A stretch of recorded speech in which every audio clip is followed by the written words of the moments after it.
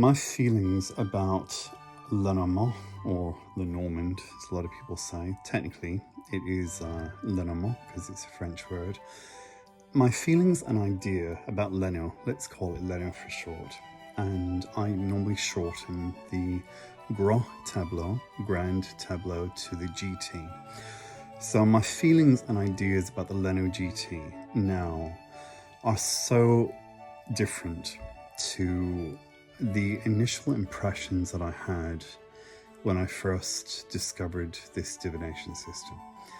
And when I think about the difference, the divide between my initial impression and how I feel about it now, what it means to me now, it's night and day.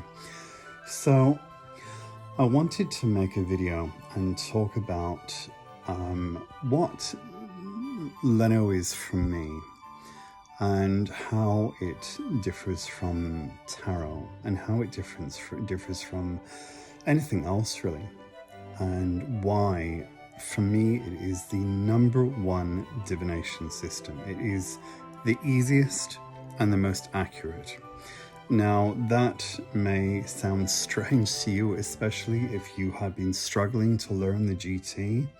If you've looked at this 36 card spread and thought to yourself, what on earth is this and how am I ever going to read this? This is far too complicated.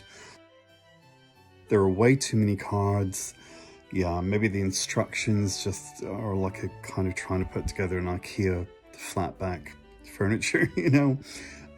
If it just seems overly complicated or very old-fashioned, I'm going to try and explain why I feel it is the best divination method on the planet and the easiest to use once you learn it. That's the thing. Okay, so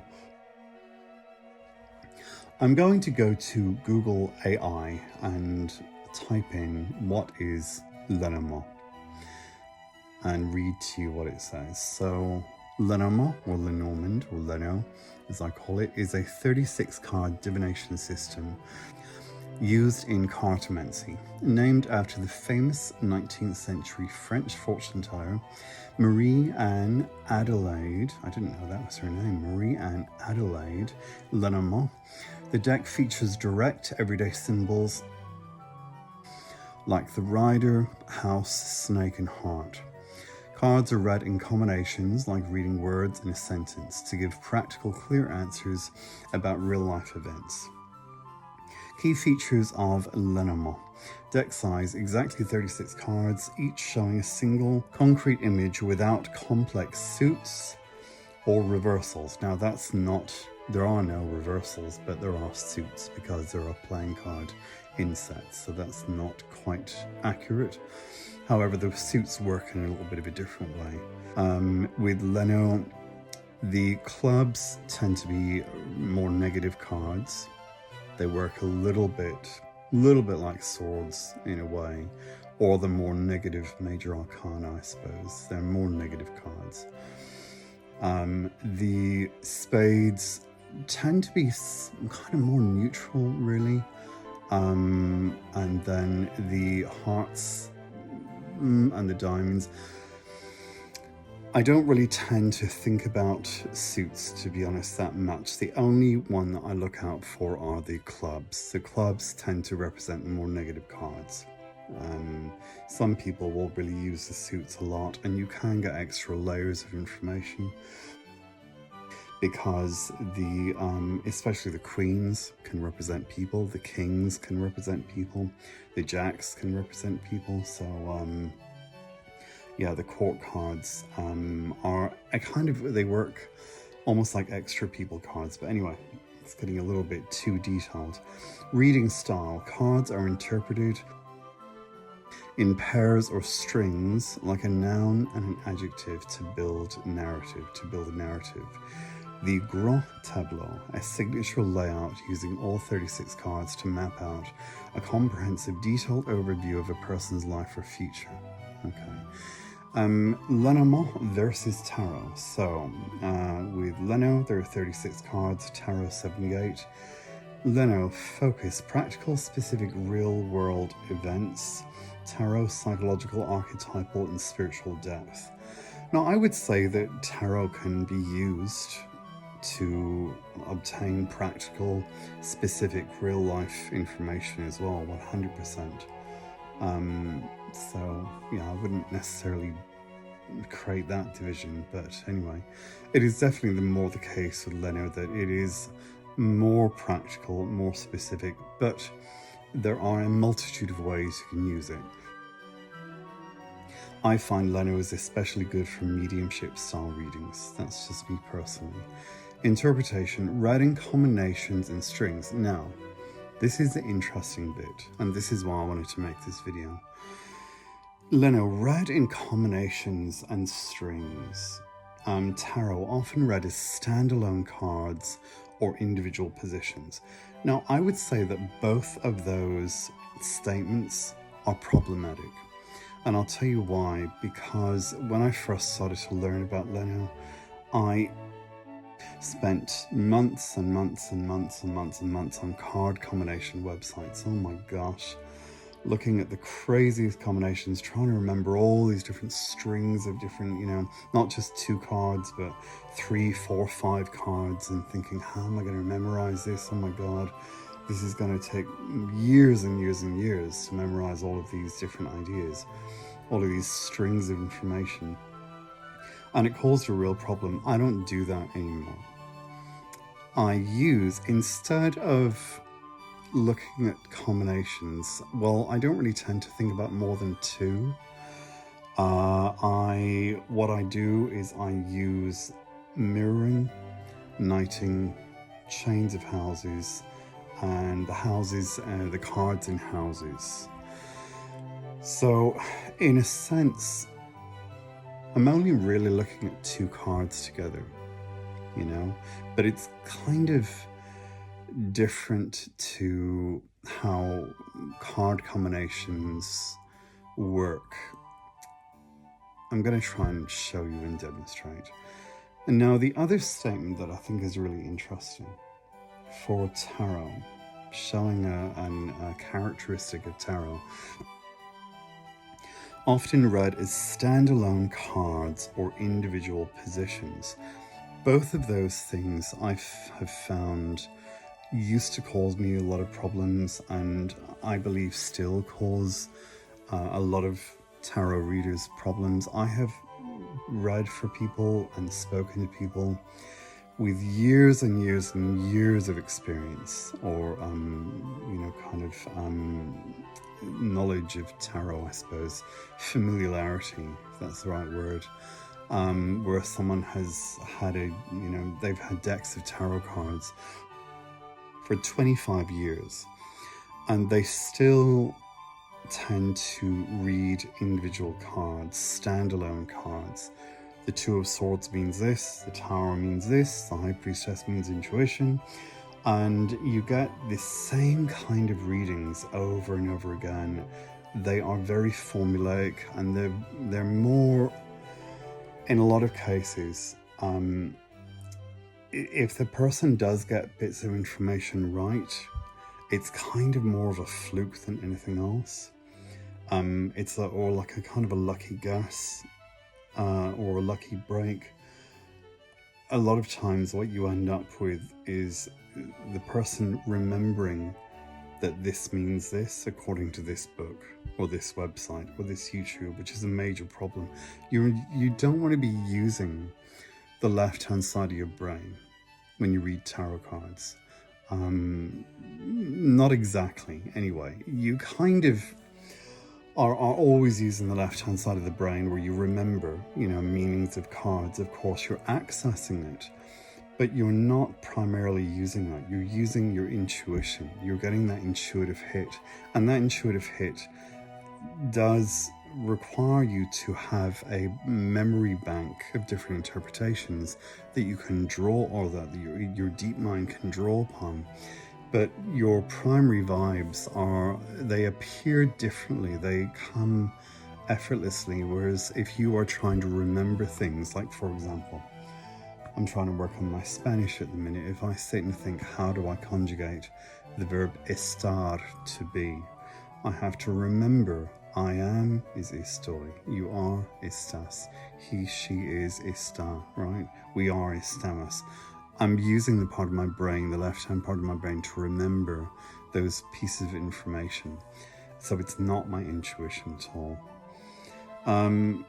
Yeah, and the individual positions as well, whilst I do use positions like an occultic cross, for example, not all the time at all. And I think that actually, like a lot of card spreads that I see that I've used, when I was learning to read tarot, oh my God, they were just awful. I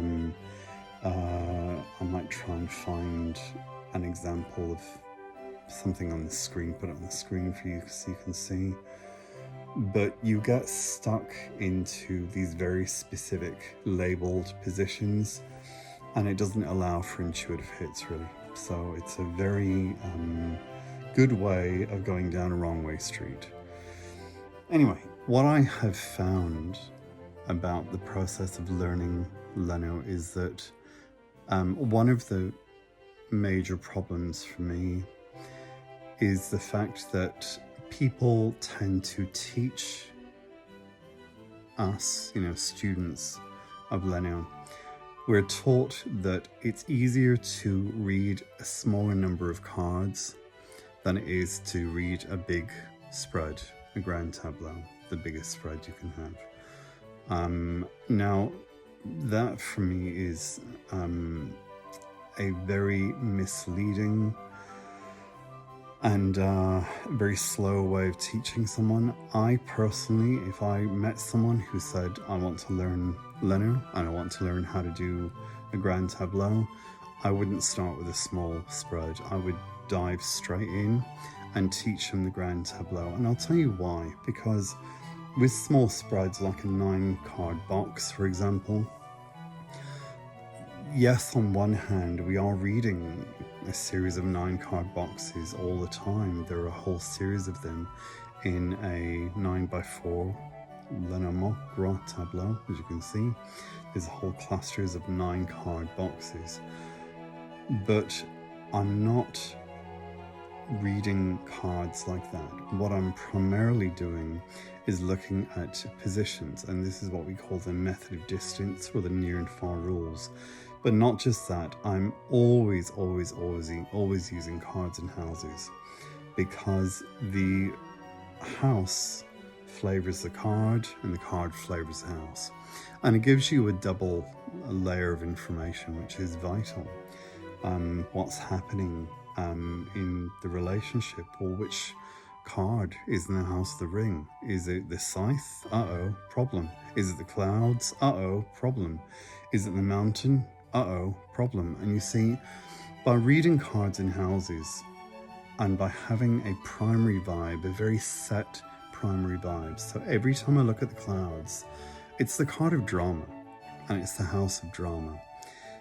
So I'm not having to search for tons of different meanings or remember loads of different card combinations. I know the clouds means drama. The clouds means trouble. I know that the ring is my relationship card, okay? You might say, what if there's no relationship? Well, it's a contract then that the person has with their job. But usually there's some kind of relationship. It doesn't have to be marriage. It could be a friendship. It could be a new relationship. It could be an ex-relationship. But you see, what you realize is that although these cards can represent tons and tons and tons of different ideas, they, like with tarot, I've just finished going through all 78 tarot cards. I made 5 videos talking about this over the past week. Like with tarot, these 36 cards in Lenormand represent one's entire vocabulary and the entire vocabulary of the English-speaking Lenormand reading, Leno reading world, So it's a huge number of different interpretations, possible interpretations.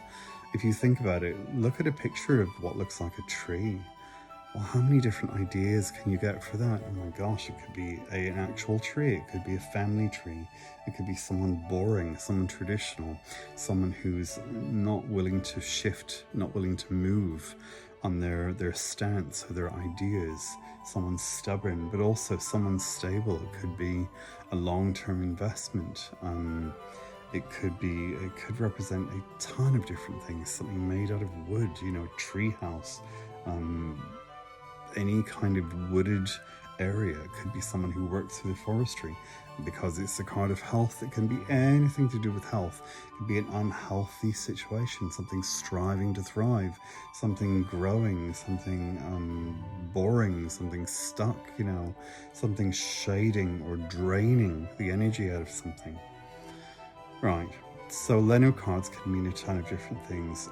However, what I have found is that by using a big spread, the grand tableau, the benefit of it, even though you've got more cards, the benefit of it over a small spread is that because we're reading cards and houses, I know when I look at the house, I'm thinking home and family.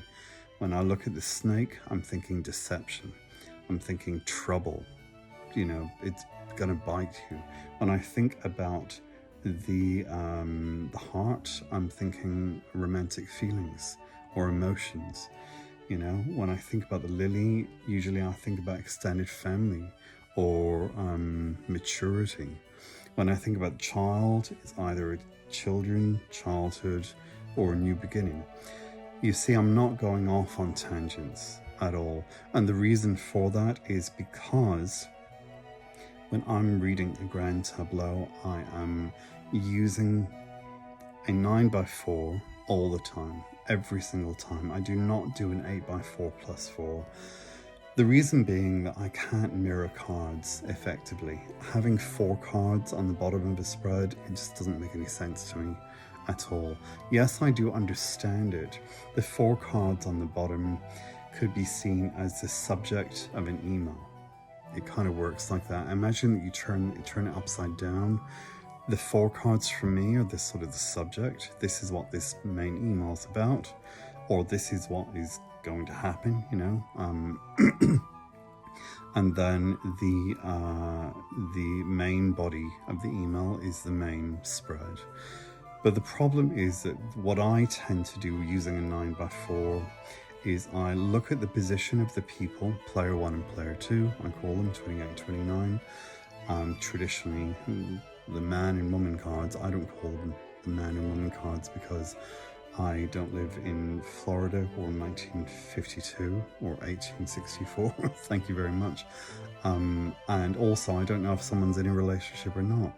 And I don't know whether they're male, female, trans, non-binary, alien, who knows, you know. Also, player 2 may represent the subconscious mind. Player 2 could represent a project if you want it to, you know. If someone is completely on their own and they don't have any relationship and they've got no friends, well, who's the other person going to be? There is no other person, you see. So you've got to allow for player 1 and player 2 to be free of sex. And also, I've talked about this before, I'm sorry, but having a deck of cards with all white faces, that really bothers me. That really, there are so many issues with a lot of the deck designs, and it's the same as in tarot as well. God, if I was, you know, anything other than Caucasian, I would feel quite insulted, as I am. As a non-heterosexual person, I'm very insulted by a lot of the books that I read and a lot of card decks that I see, decks of cards that I see. Anyway, so I look for the position in player 1 and player 2. I look for the distance between them. I look for what is surrounding them. I look at the cards in the houses. And then I'm using mirroring, knighting, and chaining of houses. But I do small chains. I'm going to try and find some good examples to show you the steps that I go through. The steps that I go through, because understanding the steps and the process looking for player 1 and player 2, looking to see where is the ring and the heart and the anchor. If the ring is behind the seeker, normally it means a relationship. There is a past relationship, or a relationship has ended. Now, it may be that they're getting into a new relationship because people get divorced, or they have, exes, all sorts. They've got kids of the previous relationship a lot of times. So you've got to really kind of pay attention to that and look for evidence of a new relationship, which would be the child, near the heart. Look for where the heart and the anchor are. Look for where the other person is, of course. Look at the cards that connect them, that they intersect with. I then look for the clouds. Are they behind? Are they in front? How far away are they? All of these cards, I've described this many times. I think about being in a mixing studio and I've got 36 levers, with 36 kind of things that I can move up and down to adjust the volume. The closer the card, the higher the volume. So the closer the cards, the more the drama, the bigger the problem. The further away, the less the problem. But likewise, with more positive cards like the crossroads, further away, there's less ways out, or less options that the person can take, or the options are a little bit more remote.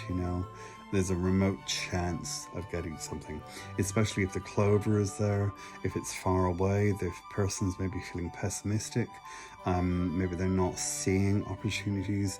There's an opportunity, but the person's not going to be able to avail of it. If the mountain is close, usually it's a bigger problem. If it's further away, it can actually be an ally. If the tree is close and touching player 1 and player 2, the health condition is of a greater problem. The cards that I really look out for every single time, the cards of health, the tower, the tree, the scythe, the mountain, the snake, the bear, the mice, because the bear and the mouse can be about nutrition. So you can look for anything, with like an issue with food, issue with diet. You can look for the tree, the scythe, the moon, to represent any kind of cancer or cyst. You could look at, for example, anything with the birds or the clouds, the tree and the clouds to represent mental health. The birds can represent eyesight, issues with eyesight. The rider, the knees, the ankles, the feet. Same with the stork, long legs. The tower could be the spine, so you could have spinal injuries. Anything with the scythe and the whip could be either an accident, so the whip or the scythe and the crossroads, a car accident, or an accident at home, if you've got the house, I suppose. Or if you have got, and these are just all off the top of my head, what I tend to look for, the tree and the clouds for mental health condition, the tower and the moon for mental health condition, extreme loneliness, isolation, kind of like the hermit card in tarot. But also the most important combination for me, and this is where I do think about card combinations, but I look for the same combinations every single time. Do you see how hopefully I'm showing you it's kind of a different way of thinking about it? The tower and the clouds, a shortened lifespan. The tower is like a ruler, a measure of the number of years the person's going to be alive for. If you've got the tower and the clouds very close, usually you've got a death. Now, with any health situation, I don't ever talk about future. The only time I'll talk about health in the present is if I can see that there's a doctor's appointment. The dog, a doctor. The tree, the tower, a hospital. The tower being the building, the tree, health, So any kind of doctor's appointment, the book, and looking for a diagnosis, the sun, radiotherapy or radiation treatment, chemotherapy, something like that. The tree and the scythe surgery, normally the person's booked in for. So I'll look for that. But if I'm looking at the tower and the clouds, I will only ever kind of notice it or bring up that observation. I noticing things. I will make that observation based upon a past incident. and someone has died, and usually it's going to be the bear or the lily to represent mum, dad, grandparents. They've normally passed away, because a lot of time they want to give a message through the coffin. The house of the coffin is the house of spirits. The letter in the letter is always a message from a loved one who's crossed over. Anything with the cross, the coffin, anything like that, the coffin in the heart, it's kind of a message from a family member who's in the spirit world. So I'll kind of tend to look for that. The mirroring, you can only do mirroring effectively with all cards if you use a 9x4, as far as I'm concerned. You can only do knighting effectively with a 9x4. The chaining of houses, I don't do long chains, I do little ones and I jump around. I'll do a little mini chain and then I go to mirroring, knighting, cards and houses, the near and far rules, and with the mirroring I can mirror the far columns or rows, I suppose, whichever way you're thinking about it. Or I can go in, so I could mirror any cards by going in. I can also mirror diagonally as well. Okay, so this is going to be an interesting video to try to edit. I'm going to try to put in some pictures and just give you an idea of what I'm thinking about in my mind.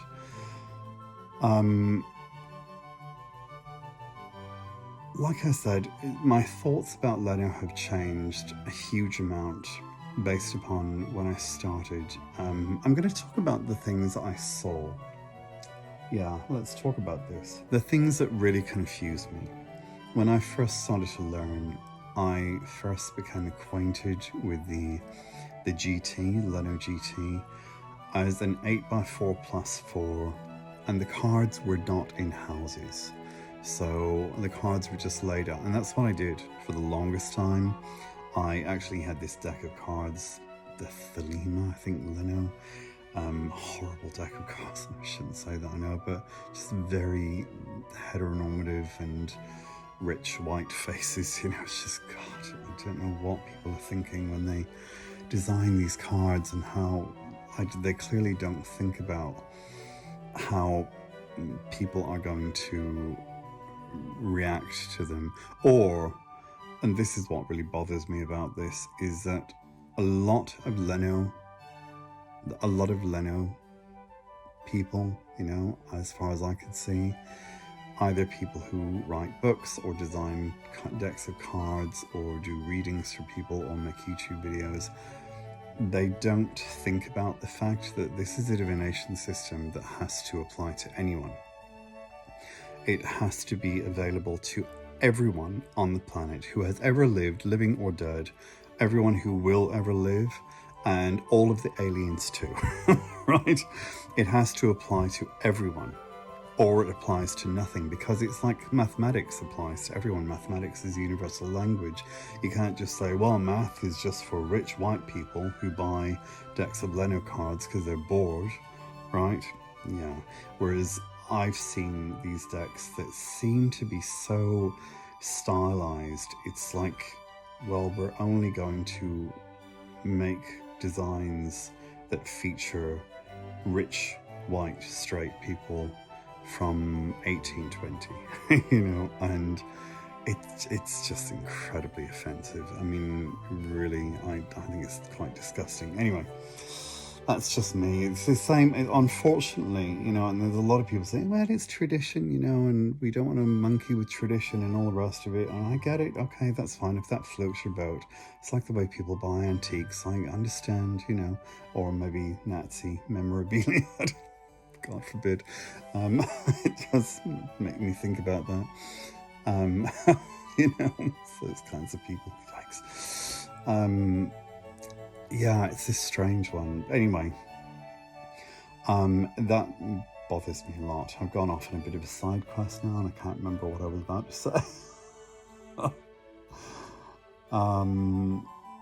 Yeah, so I had the Thelema Leno. Those are the first deck of cards that I bought. Apart from anything else, they were huge. They were absolutely massive. the only way that I could lay out an 8x4+4 GT was on my bed. Oh my God, it took up the whole bed. It was crazy. It was just such a ridiculous deck, you know, that clearly was not designed to be used for anything other than maybe single cards or something. I have no idea. I really have no idea what people do with it. Maybe they use them as place coasters when they're having dinner or something. I have no idea. They stick them on the bathroom walls because they like the artwork. Anyway, so I laid out an 8x4+4 and I looked at it and I just thought, okay. And the ironic thing was, I think what caused me the most problems with Leno is that I attached keywords to the cards. Now, bizarrely, when I think about it, what I was just saying is I tend to go with my primary vibes and I use cards and houses, the near and far rules, the method of distance, mirroring, knighting, and mini chains of houses to get information based upon very simple primary vibes. Now, my initial primary vibes were not that different, to be honest, to what I use now 5 years later. I used to think, okay, the fish is the card of finances, the house is the card of home, the anchor is the card of stability, the ring is the card of relationships, the heart's the card of love. And but the problem was that, and I think that this is what a lot of people will find, if you are using an 8x4+4 format and you're not reading cards and houses, looking at these cards and thinking, well, the fish is the card of finance or money, the heart's the card of love, the ring is the card of relationship, the clouds is the card of general trouble, the mouse is the card of loss, the child's the card of new beginnings, the snake is a card of deception, the scythe is a card of threats. What does this mean? Right? And the reason for that is because you don't have an underlying framework. The houses give you a framework. They are like flavors of ice cream. The rider is, let's go through and try and sort of think about this. The rider is the flavor of incoming news. The clover is the flavor of either chance, so it can be a very negative thing, to take a risk, in other words, cheating, it's normally cheating, or opportunities. The ship, I don't have cards in front of me, so I'm trying to visualize them now. The ship is the card of other locations or travel. The house is the card of home. The tree is the card of health, or sorry, the house of health. So it's the flavor. This is what I was going to say. The tree has the flavor, or the house of the tree is the flavor of health, right? And then by doing that, what happens with the grammatical system of the houses is, you know, whatever card is in the house of the rider is going to dictate the kind of news, right? But also, you're not doing it in isolation. And this is the thing, by mirroring and knighting, you avoid this interpretation that I read at the very start, where Google was saying the difference between Leno and tarot is that with tarot, tarot cards are often read as standalone cards or individual positions. You avoid doing that by using mirroring and looking at what's near and what's far. You know, what cards are touching what cards.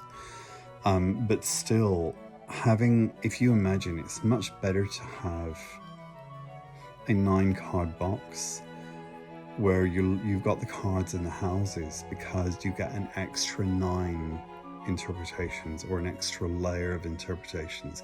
You've got the reason why. Why is the house in the house why is the card of the house in house number 36, the house of the cross, the house of burdens? Because the home life is a burden to the person that you're reading for, right? And that's the thing to remember, is that everything everything goes in. Like I kind of imagine a spider web. All those webs are connected to the strings, are connected to the player. So what influence is the player, either one or two, having on the house and the card of the home?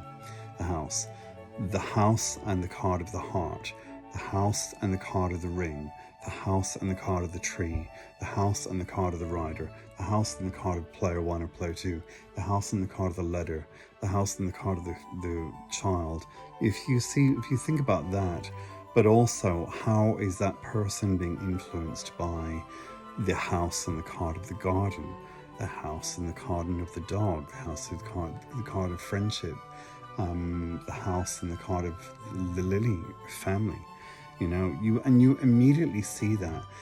And then what happens is you start to realize, the more you do grand tableaus for people, the more you do these big readings, you start to realize that everything is connected to everything else, but also a lot of times the grand tableau is about one thing.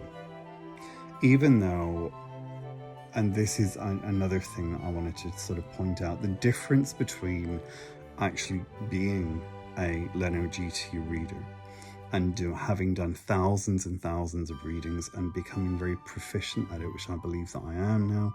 I would say that I'm very fluent in the language of Lenormand. The difference with that is that you realize a statement like in the AI overview that I've got on my screen in front of me, what is Lenormand? The Gros Tableau, Le Gros Tableau, a signature layout using all 36 cards to map out a comprehensive, detailed overview of a person's life or future. Now that sounds very grand and very dramatic, and people will talk about doing an all past grand tableau, an all present grand tableau, an all future grand tableau, looking at a certain period of time, a time frame, say it's 9 weeks or 9 months, or looking at a certain date in the past or whatever. That's not the way I think of it at all. For me, where the person falls is now. Player one, whether I'm reading for player one or player two, the column that they fall in is now, the point where I'm doing the reading. What is behind them is behind them in the past. What is ahead of them is normally ahead of them in the future. However, the grand tableau itself is a multi-dimensional map of hours, days, weeks, months, or even years. All of those things. So these cards are not just specific events. They don't just mean one thing, right? They will represent a multitude of different things that have been happening all the way throughout the person's, couple of years of their life. Sometimes I will get 9 years. I can look at events that have happened over 9 years. Now, it's not that these cards don't mean anything. It's that I'm able to use the structure of the grand tableau and the very ubiquitous archetypal, I suppose, images, as with tarot, of the house, the clouds, the ring, the tower, the heart, the mouse, the child, the anchor, the whip, to get information from my deep mind, to channel or to divine information, hence the term divination. So, and I can get layer upon layer upon layer of information, depending on how long the reading goes on for. Sometimes I've done a reading for 3 hours for someone, and I get endless streams of information that comes through. So it's not all, but this is what I was going to say. A grand tableau, a lot of times, something happened last week, and this is what all the cards are about, just this one thing. So my advice is, and you'll find this the more readings you do, try not to go too big. Try not to go too grand. Try not to look for too many storylines. It's not EastEnders. It's one person. And usually what's happening between one person and their partner, or one person and their mum, or one person and their family, one person, one of the kids, you know, maybe with the kids' school or something, or someone's had health conditions, or they're planning a birthday party, the bouquet, they're planning a trip, the ship, they've just had an anniversary, the bouquet, maybe they are waiting on news from work, the rider, the letter, the tower, about a promotion. The moon is usually the work card for me. It's a card of reputation and recognition.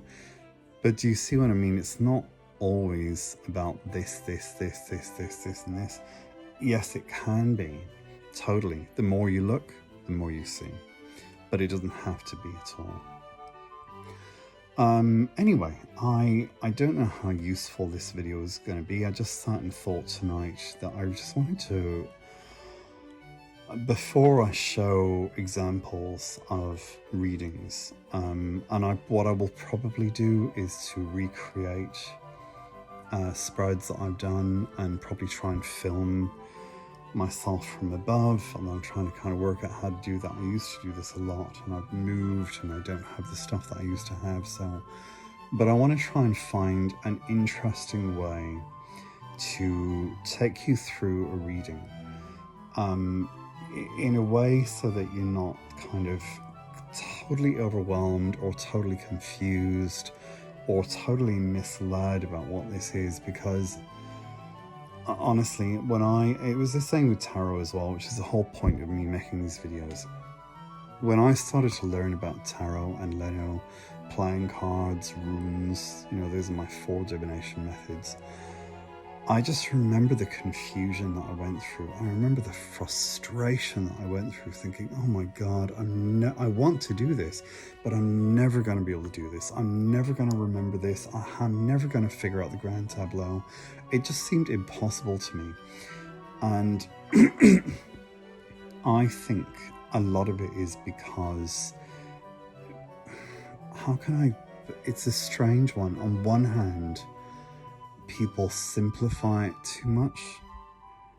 To be honest with you, I honestly, if I saw someone laying an 8x4+4 Leno GT, not using cards in houses, I would run. I would run a million miles, because I just look and I think, it's just, you're making life so complicated for yourself. But ironically, it looks simple.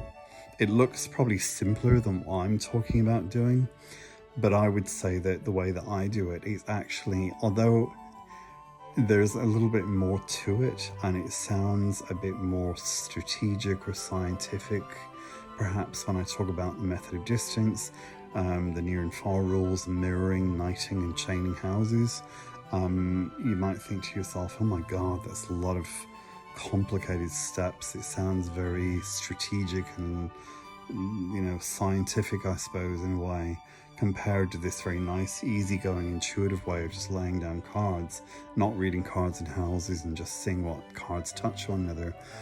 But by having the extra layers of information, and you have a kind of an underlying grammatical system, or imagine it like a series of roads with very clear road signs. Someone would look and think, well, the signs on a motorway look very complicated to someone who's never driven on a motorway. But for someone who is a very proficient driver, they will automatically look at those signs and they don't even have to think about it. When I'm reading Grand Tableau, it's a little bit like that. It's a bit like being used to getting on the London Underground. I lived in London for 15 years. At first it was really confusing, but now I know the red line's the central line, the black line's the northern line, the blue line's the Victoria line, the green line's the district line.